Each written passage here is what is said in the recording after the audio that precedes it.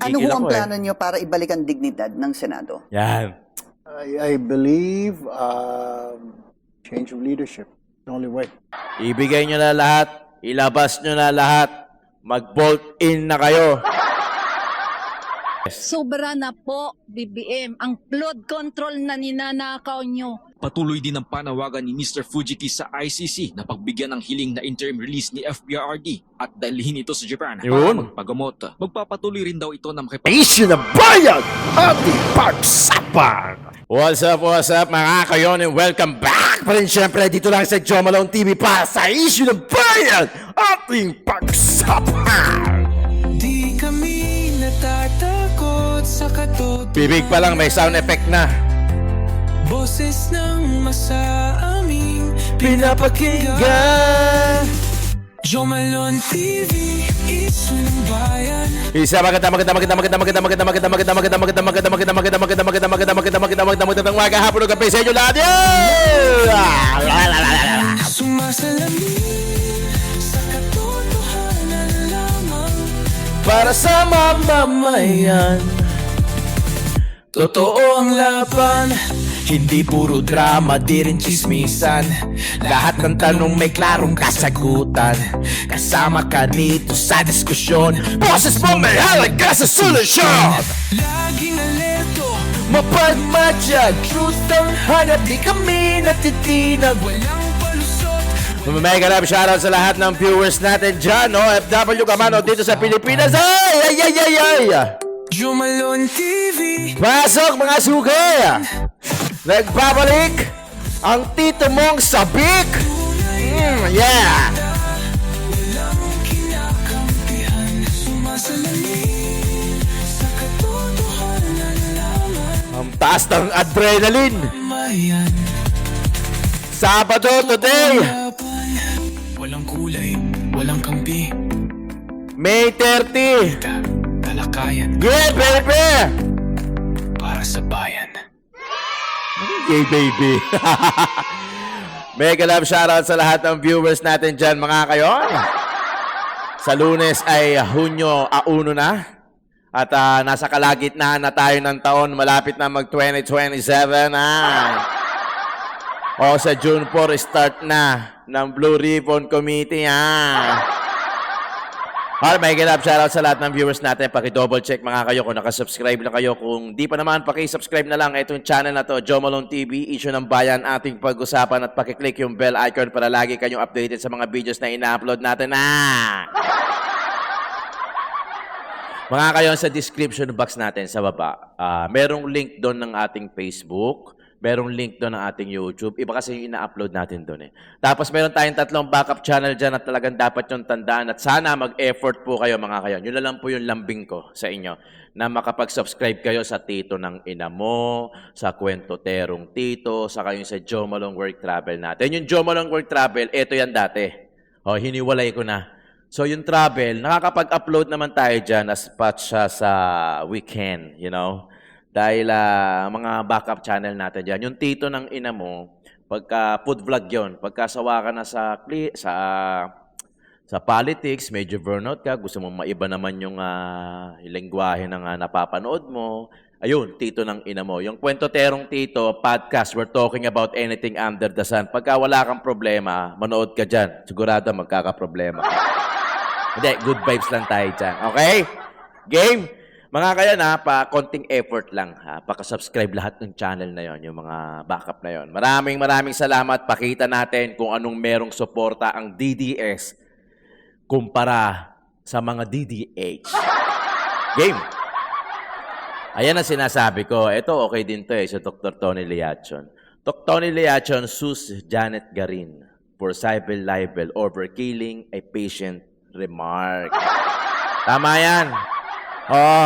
Total, iniisa-isa yung mga majority block. Isa-isahin nyo din yung mga may atraso. Tama yan. Saludo, Dr. Tony Saludo. Tuloy nyo lang yung ginagawa ninyo. Ay, naku. Alam mo kung ako kay Martin, hindi ako tatakbo talaga. Kung meron man siyang planong tumakbo, wala, mangangamote ka lang.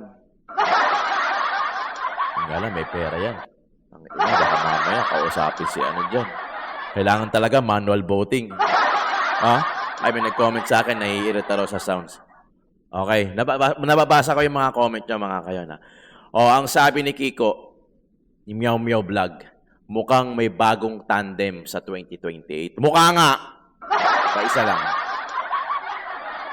Nakita ko, may picture pa sila nito ni Martes, saka tong si Mr. Si Mr. Kain Suka. Minsan nakaganon-ganon pa sila, nakakapig-bisig pa di ba? Mukhang may bagong tandem. Okay, sige, come on, bring it on! I'm talking, kung si Sarah lang din, ako, hindi kikilabutan si Sarah sa inyo. O, totoo lang. Oo. Ibigay nyo na lahat, ilabas nyo na lahat, mag-bolt in na kayo. Ibuhos nyo na lahat, sigurado, talo kayo. Sabi ko nga kung talagang, kung may bayag kayo, talunin nyo si BP Inday Sara. Huwag natin daanin sa impeachment. Talunin nyo. Lakas sa lakas. Kumbaga sa basketball, galing sa galing. Skill sa skill. Diba? Hindi yung sasahurin mo, ibibigwasan mo, pepersonalan mo. Okay lang naman ang physical na sa basketball. Diba? Dito rin naman sa political, hindi masyadong physical, mind gaming. Diba? Hindi naman nagsisikuhan yan kaya ang panlaban nila kay BP Inday Sara, nilalaban nila? Impeachment. Gusto nila ma-oust si BP Inday Sara para sila na ang maghahari-harian. Ngayon, pag sila na maghahari-harian, naku, syempre, papaanda rin ang kasing-kasing. Utay, nagulat nga ako Yang sila Kiko Pangilinan, si Bam Aquino nagulat ako, nanalo Hindi ko maintindihan kung bakit. Parang hindi yata ng kumpanya yung mga yan Di ba? Baka nag-magic. Smart magic. Baka lang Ako nagtatanong lang naman kung baka na merong magician dyan. Pero syempre, hindi nyo naman kami maluloko. Di ba? Ang kala nyo sa amin, bata. Tinatandaan namin yung mga pagbumukha ninyo. Eto mga manonood ko, balang araw sa 2028, mga Mayo 11, manonood to sa akin. Papaalala ko sa kanila kung sino talaga yung mga may tira. Diba? Kaysa doon sa mga nagdradrama. Ay, nako. Paulit-ulit tayo rito. Ayan! Cayetano says, Blue Ribbon hearing on flood control scandal now on June 4. Patay! Marcoleta to issue notices. June 1, Romualdez still the man everyone wants to see in jail. Alam niyo mga kayon, yan na yung nakikita kong dahilan kung bakit gusto nilang palitan yung leadership under Senate, under kay Alan Peter Cayetano, kay SP. Gusto nilang palitan si SP bilang Senate President nang sa ganun, makontrol nila yung Blue Ribbon. Example, buta naman, para nakakalimutan natin, kay Ping Lacson. Diba? Ang ganda-ganda ng takbo nung si Marcoleta. Tandaan nyo, ang may hawak ng flood control, mabilis. Aamin Biriin mo, nakapagbitaw na ng mga pangalan etong mga diskaya. Ang hirap nun, Magbibitaw ka ng pangalan, diba? Ang daming lumabas. Ang bilis ng pangyayari. Hinga lang, ang bilis din matanggal ni Marcoleta. Yung pala, may plano na sila. Ngayon, kung talagang mahusay ka si Senator Ping, bakit ngayon wala pa ring resulta yung flood control issue? Hindi, ang inaano nila yung kay Jinggoy Di ba? Saka yung mga sinasabi ni Ombudsman na maraming ilalabas silang mga kaso galing sa sa resulta ng Ombudsman, 'di ba? 'Di ba? Yan ang sinasabi natin yan na. June 4 schedule. Nako. Ito nakikita ko. Monday. Ito ko lang hula ko lang.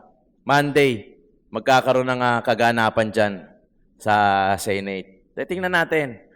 Baka ituloy nila. Kulang kasi sila sa numero Tandaan nyo mga kayo sa impeachment, 16 votes, 2/3 to convict BP Inday Sara. And only 9 votes to acquit BP Inday Sara. Tandaan yan. Tandaan nyo. Kaya talagang kulang sila sa numero eh. Mapalitan man itong si Peter Cayetano, kaya nga lahat kinakasuhan eh. Biriin mo, para mabawasan yung bilang eh. 'Di ba? 9 lang eh. 9 lang yung votes to acquit. They need 16 votes to convict. 9. Kaya babawasan nila yan. Out na si si Bato de la Rosa at si Jinggoy, kinakasuhan, na ombudsman. Ay malalaman natin yung susunod na pangyayari, ha? Panood na tayo.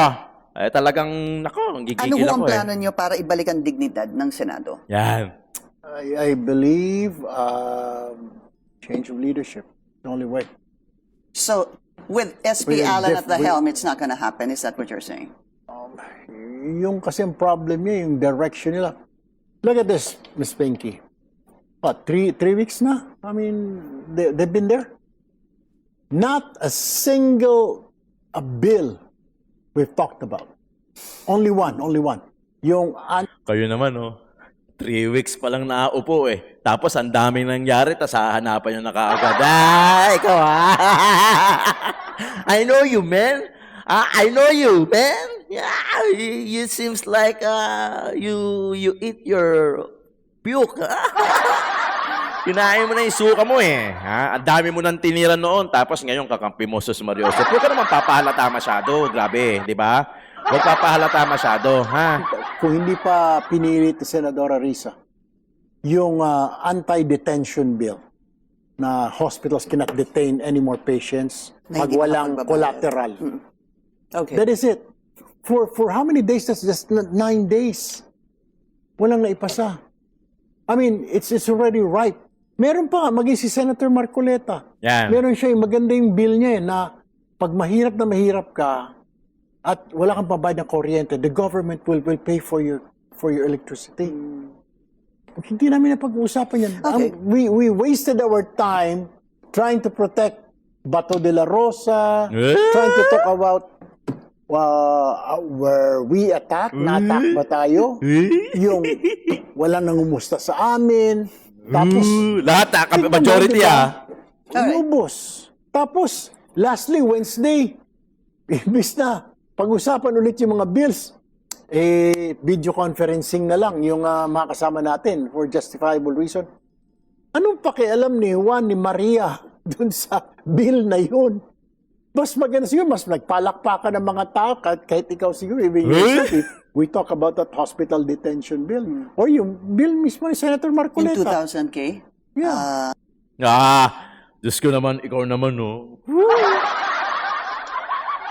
Paano mo ibabalik ang dignidad? That's the question by Pinky di ba? Paano mo ibabalik ang dignidad sa Senado? Sasabihin mo, palitan yung leadership? Napaka-konkreto ng sagot mo, Erwin, Ikaw nga yung tinatanong Ikaw nga yung tinatanong. Parang ganito yan. I'm sure familiar kayo doon sa di ba? Doon sa mga Miss Universe na tanong, if you were given a chance na palitan yung isa, o if you were given a chance na makapunta sa ibang mundo, ano ang dadalin mo? Iba sasabihin, di ba? Yung mga common answer, wala akong dadalin. Hindi ako pupunta. Kasi I'm satisfied. Kunyari, ang tanong, kung may papalitan sa katawan mo, sasabihin, wala akong papalitan sa katawan ko. I'm happy with what, kung anong meron ako. Hindi ako pupunta sa Pluto, sa Mars. Kontento na ako sa Earth. Yun ang binigay. Ang tanong kasi, if you were given a chance, binigyan ka na ng pagkakataon. Di ba? Ganon din sa kanya. In-apply ko lang yung logic. Kasi may pagkakataon na binigyan ka na. Ito naman, ang tinanong, ano ang gagawin mo para mabalik ang dignidad ng Senado? Ikaw.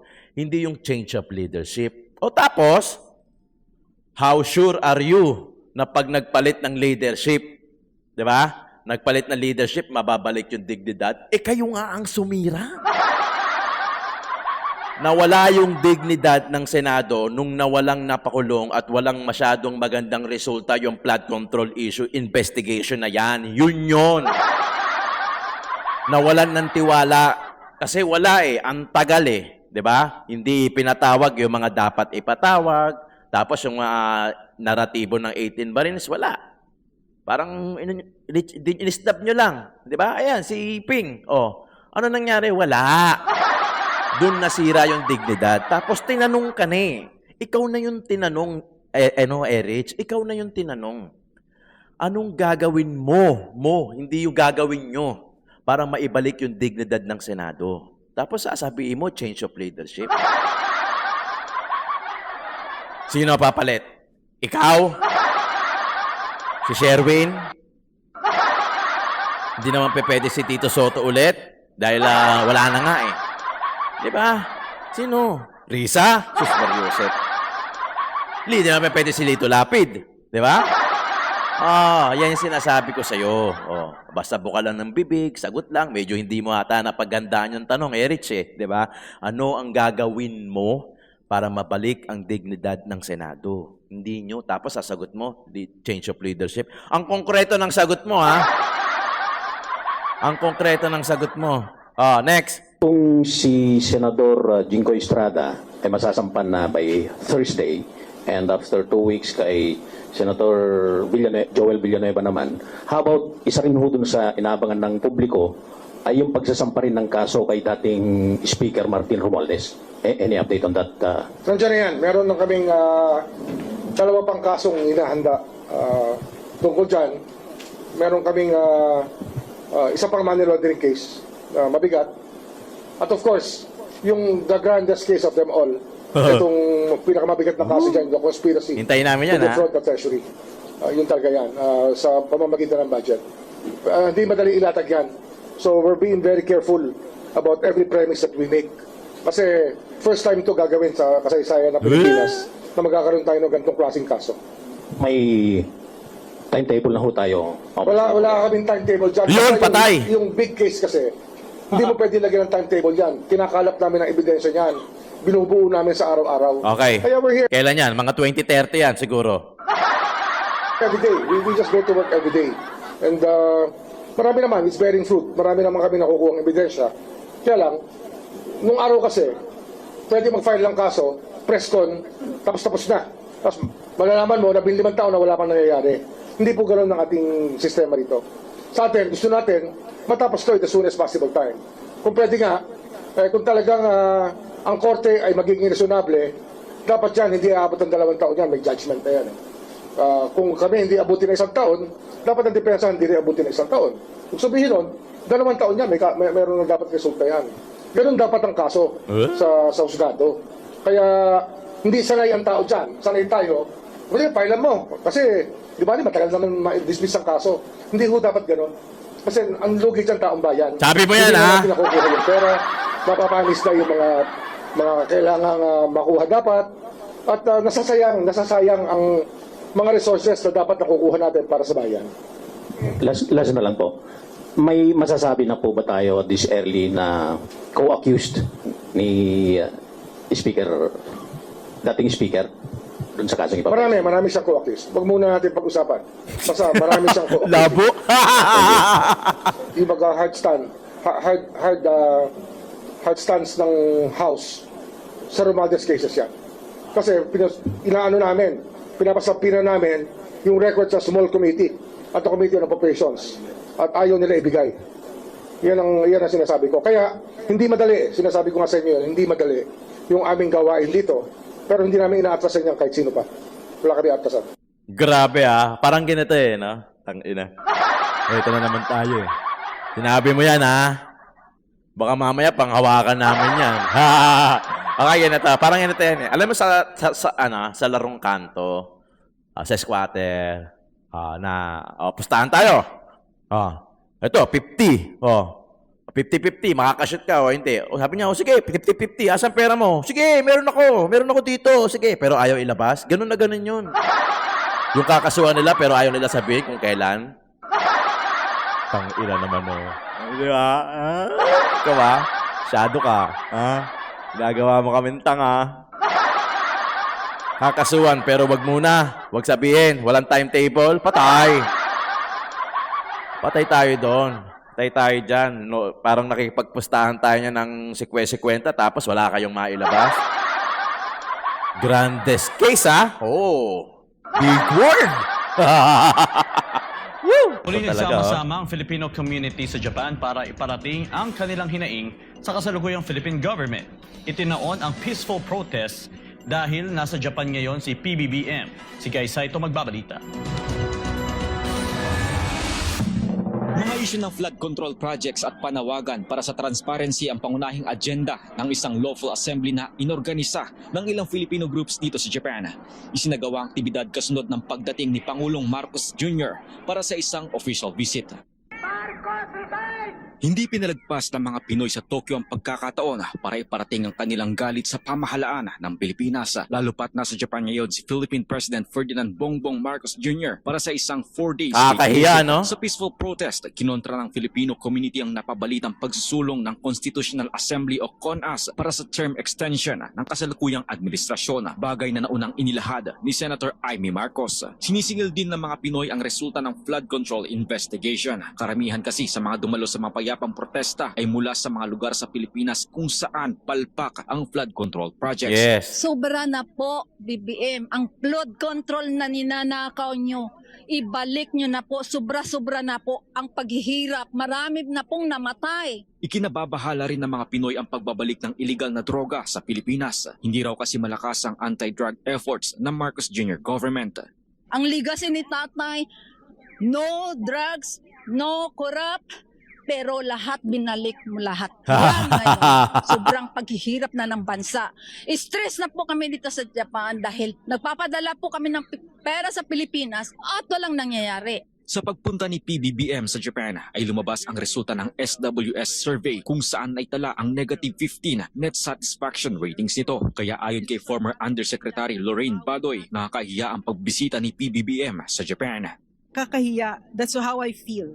Nakakaya, and pumaharap siya sa isang gobyerno na napakaayos, no? Isang gobyerno na may dangal, isang gobyerno na hindi nagnanakaw sa mga mamamayan nila at saka talaga nagsisilbi. Haharap siya sa isang prime minister na mahal ng mga Hapon, tapos siya ang trust rating niya -15. Batid rin daw ng mga Pilipino dito sa Japan ang pagkakaiba sa reception ni PBBM at ni former President Rodrigo Duterte. Sobrang layo. Nasaksihan ng Japan Philcom ang pagtanggap kay Marcos at FPRRD na dumalo sa bansang Hapon noong 2017. Nakakahiya, no, na yan ang hinaharap na muka ng Pilipino, a person na alam ng buong mundo of ill repute, mapangit ang reputasyon. At nahihiya ako bilang Pilipino.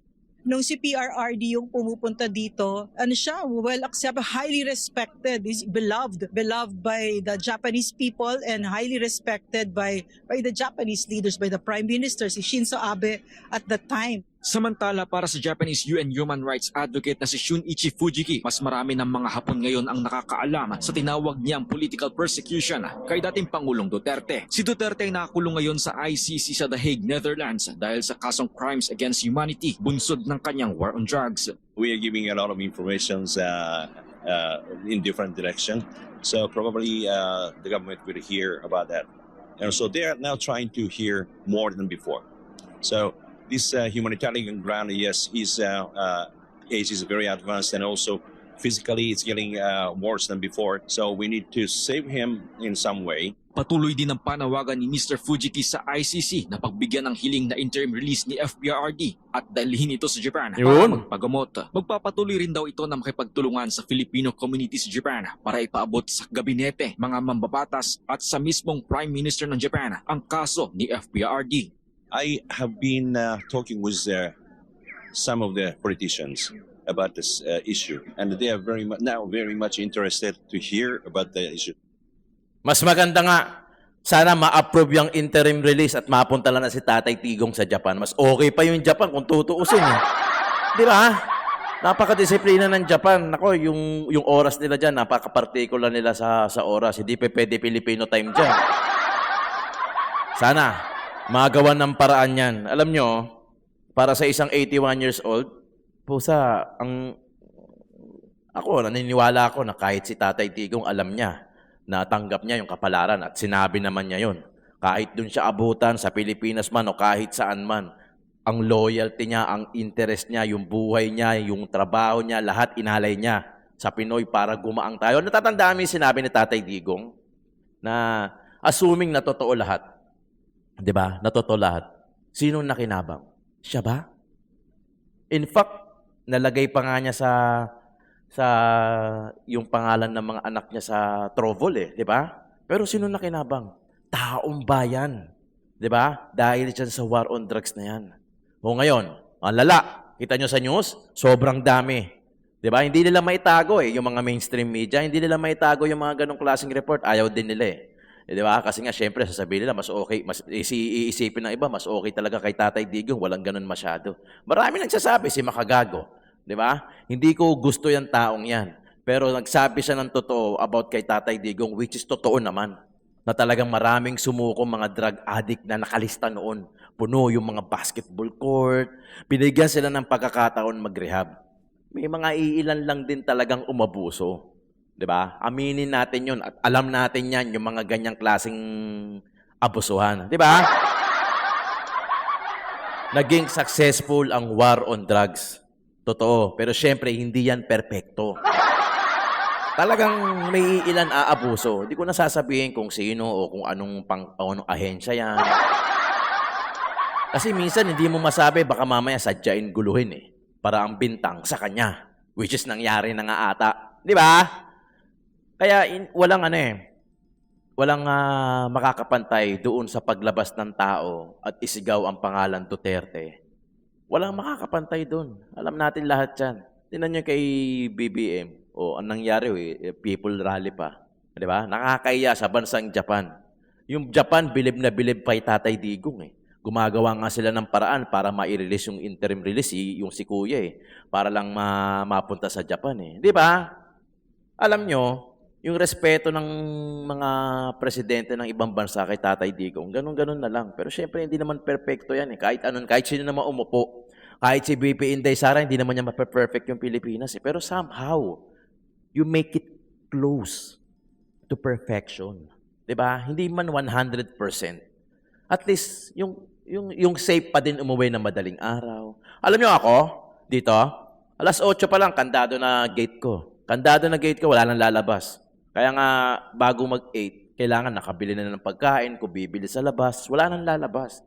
Wala na, ipapahinga ko na lang yon, manonood na lang kami ng TV, doon na lang kami sa kwarto, o kaya mag-e-edit ako hanggang sa makatulog, lumipas yung gabi. Kaya nga pag alas 8 sa akin dito, wala na, tapos na yung araw. Patapos na yung araw. Hihintayin ko na lang na matulog kami. Ganon. Kasi hindi na ganon ka-safe. Diba? Hindi na ganon ka-safe. Nakakalungkot yung pinaghirapan ni Tatay Digong, bumalik lang tayo sa zero. Diba? Bumalik lang tayo sa nakakatakot ulit. Alam nyo naman yan. Sabi ko nga sa inyo kung may pagbabago sa gobyerno, pababa, Pinoy, taong bayan ang unang makakaramdam na, ay puta, nga may nagbago. Pero kung wala, taong bayan din na makakaramdam na wala. Pasensya na kayo, pero wala talagang nagbago. Di ba? Wala talagang nagbago kumpara doon sa pinaranas ni Tatay Digong sa atin. Joe Malone TV, issue ng bayan, ating pag-usapan.